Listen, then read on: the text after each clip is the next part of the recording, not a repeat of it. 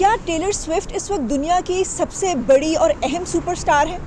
पिछले चंद दिनों के वाकयात से तो कुछ ऐसा ही महसूस होता है। पिछले हफ्ते टेलर स्विफ्ट के एरस कॉन्सर्ट की टिकट्स प्री सेल पर गईं। ये कॉन्सर्ट टूर उनका 5 साल में पहला कॉन्सर्ट टूर होगा और जैसे ही ये टिकट्स प्री सेल पर गईं, प्री सेल यानी उन लोगों के लिए टिकटें जो अपने आप को हफ्तों पहले रजिस्टर करवा चुके थे, तो टिकट मास्टर वो वेबसाइट जहां पर ये टिकटें बिक रही थी क्रैश हो गई। रजिस्टर तो 1.5 मिलियन लोगों ने करवाया था, लेकिन जिस दिन ये टिकट्स प्री सेल के लिए लाइव गईं उस दिन 3.5 बिलियन रिक्वेस्ट्स टिकट मास्टर को मौसूल हुई।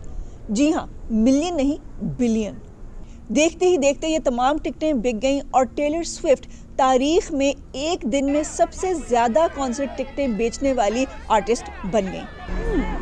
टेलर स्विफ्ट के फैंस की तादाद इतनी ज़्यादा है कि वो अपना एक अलहदा मुल्क बना सकते हैं। मगर मसला ये है कि जब सारी टिकट्स प्री सेल में ही बिक गई तो जनरल सेल में लोगों को क्या मिलेगा? कुछ भी नहीं। इसी वजह से जुमे को जो जनरल सेल होनी थी वो कैंसिल कर दी गई। लेकिन आप तसव्वुर कर सकते हैं कि वो लोग जो इन टिकटों को लेने का इंतज़ार कर रहे थे, उनके लिए ये बात खुशाइन नहीं थी और उन्होंने बहुत एहतजाज किया।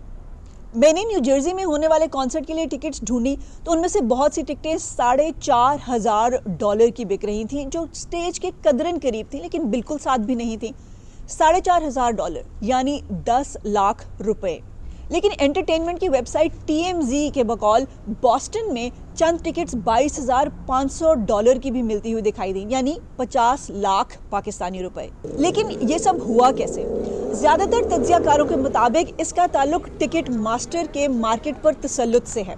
यही वजह है कि कांग्रेस तक ने टिकट मास्टर के तसल्लुत का नोटिस लिया है और डिपार्टमेंट ऑफ जस्टिस ने उनके खिलाफ इंक्वायरी शुरू की है। ये इंक्वायरी अमेरिका के एंटी ट्रस्ट लॉज के अंडर होगी, जिनमें ये लिखा गया है कि कोई भी कंपनी अपने आप को अनफेयर तरीकों से मार्केट पर मुसल्लत नहीं कर सकती।